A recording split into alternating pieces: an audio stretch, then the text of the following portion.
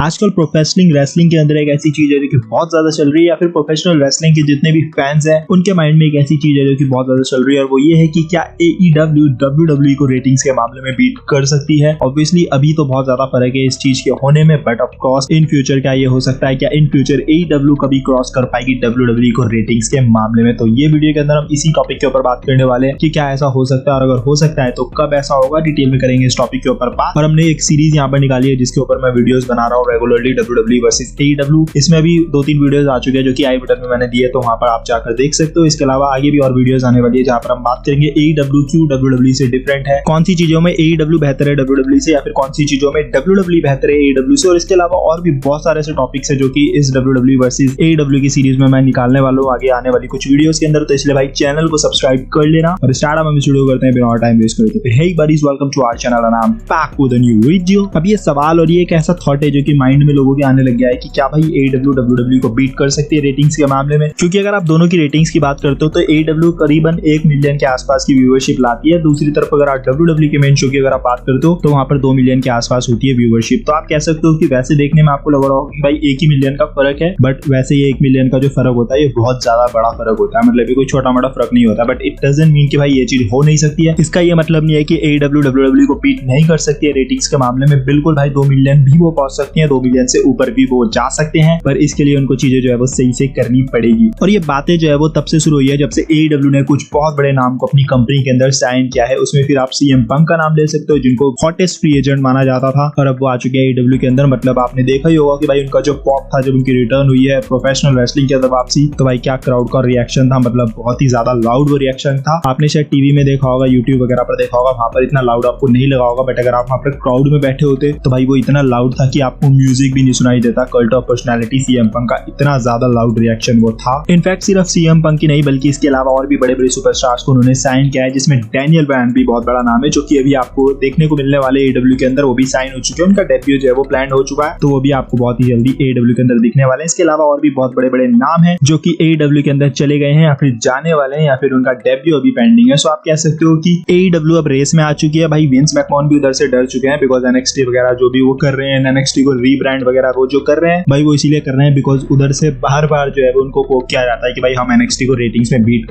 करते हैं। तो भाई विंस मैकमैन ने फाइनली डिसाइड किया है कि वो NXT के साथ कुछ अलग करना चाहते हैं, जिसके बाद वो उनको रेटिंग्स में बीट करेंगे। तो भाई कंपटीशन ऑन है, भले विंस मैकमैन बोले अपने मुंह से ना बोले, मना करें, जो भी हो, बट कंपटीशन जो है वो ऑन है। विंस मैकमैन को पता है कि अब उनको अपने प्रोडक्ट पर ध्यान देना होगा, अपनी क्वालिटी पर ध्यान देना होगा अपनी शोज की, तभी जाकर वो स्टे कर पाएंगे ऊपर। अदरवाइज भाई AEW जो है वो फिराक में है कि कब उनको मौका मिले और कब वो सरपास करें WWE को। अब ये मैंने आपको ये बताया कि भाई किस वजह से ये बातें चल रही है और किस वजह से ये चीज जो है वो अभी उठ रखी है इतनी ज्यादा। बट अब हम बात करते हैं कि क्या ये हो सकता है, क्या AEW भाई WWE को रेटिंग्स के मामले में बीट कर सकती है। ये जो सुपरस्टार्स जिन्होंने साइन किए अपनी कंपनीज के अंदर, WWE के जो फॉर्मर सुपरस्टार्स हैं या फिर रिलीज किए हुए सुपरस्टार्स हैं, क्या इनको साइन करने से वो WWE को बीट कर सकती है रेटिंग्स के मामले में। मेरे से अगर इस बात का जवाब आप पूछोगे तो मैं बोलूंगा कि नहीं, बट इसका ये मतलब नहीं है कि वो कभी ये काम नहीं कर सकते हैं। बट एक बात फैक्ट है कि जब तक विंस मैकमैन WWE के साथ है, जब तक वो WWE के चेयरमैन है, ये बात मैं लिख कर दे सकता हूँ कि भाई WWE को बीट नहीं कर पाएगी AEW रेटिंग्स के मामले में। क्योंकि AEW कुछ चीजें बहुत ज्यादा अच्छी करती है, पर कुछ ऐसी चीजें हैं जो कि वो बहुत ज्यादा खराब करती है, जो कि उनको अभी नुकसान नहीं देगी बट लॉन्ग टर्म में जाकर वो चीजें उनको नुकसान देगी, या फिर जो चीजें उनको फायदा दे सकती थी लॉन्ग टर्म में वो उनको फायदा नहीं देगी। इस पे हम सेपरेट वीडियो जो कि मैंने कहा आपको सीरीज निकालेंगे, तो वहां पर सेपरेट वीडियोस के अंदर हम बात करेंगे कि क्या वो खराब चीजें हैं जो कि AEW कर रही है। यहाँ पर हम सिर्फ ये बात कर रहे हैं कि क्या वो रेटिंग्स में बीट कर पाएगी। जैसे कि मैंने आपको आंसर दिया, जब तक विंस मैकमैन है तब तक ये चीज होनी पॉसिबल है ही नहीं। ऑफ कोर्स जब विंस मैकमैन नहीं रहेंगे या फिर कोई और अगर इस कंपनी को संभालेगा, तब चीजें जो है वो अलग हो सकती है। वो बंदा आकर जो है वो अलग तरीके से कंपनी को चलाए, हाथ मिला ले AEW के साथ, ताकि उनको जो है वो पॉपुलैरिटी मिल जाए, और उसके बाद जो है वो चीजें उनके लिए खराब हो सकती है। बट विंस मैकमैन जब तक है वो तब तक ऐसी गलती करेंगे नहीं, क्योंकि अगर सिर्फ सुपरस्टार्स को अपनी कंपनी में हायर करने से अगर रेटिंग आने वाली होती तो भाई फिर तो विंस मैकमैन की रेटिंग पता नहीं 8-10 मिलियन आती, बिकॉज उनके पास इतने बड़े बड़े नाम है कि वो उन सबको वापस बुला लेना, मतलब 1-2 महीने के लिए, तो भाई रेटिंग्स जो है वो इतनी छप्पर फाड़ के आ जाएगी अगर ऐसा होना होता। बट ऐसा होता नहीं है, क्योंकि रेटिंग्स जो है वो सिर्फ बड़े नाम से नहीं आती है। बड़े नाम के साथ साथ और भी ऐसी बहुत सारी चीजें होती है जो कि कंबाइंडली करनी होती है, उसके बाद रेटिंग्स जो है वो धीरे धीरे बढ़ती है। अब उन्होंने CM Punk को साइन कर लिया, तो सिर्फ साइन करने से चीजें जो है वो सही नहीं होगी। CM Punk की बुकिंग बहुत ज्यादा डिपेंड करेगी कि किस तरीके से उनकी बुकिंग रहने वाली है और उनके आसपास बुकिंग कैसे रहने वाली है, तब वो चीज जो है वो आपको फायदा देगी। जब CM Punk WWE को छोड़ रहे थे 2010, 11, 12 के आसपास, वो बहुत ऊपर थे, उनकी जो बुकिंग चल रही थी भाई वो वो नेक्स्ट लेवल चल रही थी, क्या AEW उनको उस लेवल की बुकिंग दे पाएगी। लेवल से मेरा मतलब ये नहीं है कि भाई उनको आप वर्ल्ड चैंपियनशिप जिता दो या फिर टॉप पर रखो, उससे ये मतलब नहीं है, बट बुकिंग में ऐसा होना चाहिए कि भाई बुकिंग भी सही होनी चाहिए। जैसे कि एग्जांपल के तौर पर अगर मैं आपको बताऊं तो बेकी लिंच का आपको बताइए भाई कितनी ज्यादा वो फेमस है, मतलब फीमेल डिवीजन के अंदर वो मोस्ट फेवरेट या फिर मोस्ट फेमस सुपरस्टार है इस वक्त, मोर देन शार्लेट फ्लेयर। और उनका जो आपने रिस्पांस भी देखा था क्राउड की तरफ से उनके रिटर्न पर कितना लाउड था। बट WWE ने वहां पर एक गलती कर दी, और वो ये गलती कर दी कि उन्होंने बियांका ब्लेयर को एक स्क्वॉश मैच में कुछ ही सेकंड्स के अंदर बेकी लिंच से हरवा दिया। अब एक तरफ आप देखोगे तो भाई बेकी लिंच को बुकिंग तो वैसी बहुत बढ़िया मिली है, बट भाई दूसरी तरफ आपने बियांका ब्लेयर के साथ खराब किया, और इसकी वजह से हेट जो है वो बेकी लिंच को मिला, और बेकी लिंच को जो है वो अब लोग उस तरीके से पसंद नहीं कर रहे हैं जैसे कि उनको पहले कर रहे थे। और ये चीज जो है वो भाई यही मैं बात कर रहा हूँ कि बुकिंग आप दे सकते हो, सामने वाले को टॉप लेवल की चैंपियनशिप जिता सकते हो, बट वो अच्छे वे में होनी चाहिए, क्योंकि अगर वे अच्छा नहीं होगा, सही तरीका नहीं होगा, तो भाई उसी बंदे को हेट मिलेगी, भले ही चाहे आप उसको टॉप पर रख लो। और एक और एग्जांपल दूं बहुत बड़ा, तो रोमन रेंज आपके सामने बेबी फेस वो जिस वक्त थे उनको चैंपियनशिप वगैरह मेन इवेंट वगैरह सब मिलती थी, बट फैंस की तरफ से हेट मिलती थी। व्हाई? बिकॉज वो तरीका सही नहीं था। तो यही मेरे कहने का मतलब है कि उन्होंने रिटर्न तो करा दिया सीएम पंक की, अब वो उनको कैसे यूज करते हैं, कैसे उनको बुकिंग देते हैं, सही तरीके से टॉप पर कैसे रखते हैं, वो उनके ऊपर डिपेंड रहेगा। बिकॉज एक छोटी सी गलती आपको लॉन्ग टर्म में बहुत ज्यादा नुकसान दे सकती है। तो यही था गाइस इस वीडियो के अंदर। आई होप आपको वीडियो अच्छी लगी होगी। अच्छी लगी है तो वीडियो को लाइक कर देना, और भाई चैनल को सब्सक्राइब कर लो, बिकॉज इस पर्टिकुलर टॉपिक के ऊपर बहुत सारी वीडियोस आने वाली है सीरीज के अंदर। एक प्लेलिस्ट में बना दूंगा, तो वहां से आप जाकर चेकआउट कर सकते हो सारी वीडियोस। और चैनल सब्सक्राइब के साथ साथ बेल आइकन को भी प्रेस कर देना और ऑल पर क्लिक कर देना, ताकि जब भी मैं कोई वीडियो अपलोड करूँ आपको उसकी नोटिफिकेशन मिल जाए। तो गाइस यही सब था आज की वीडियो के अंदर। मिलेंगे अगली वीडियो के अंदर। Till then love you all and fight it out.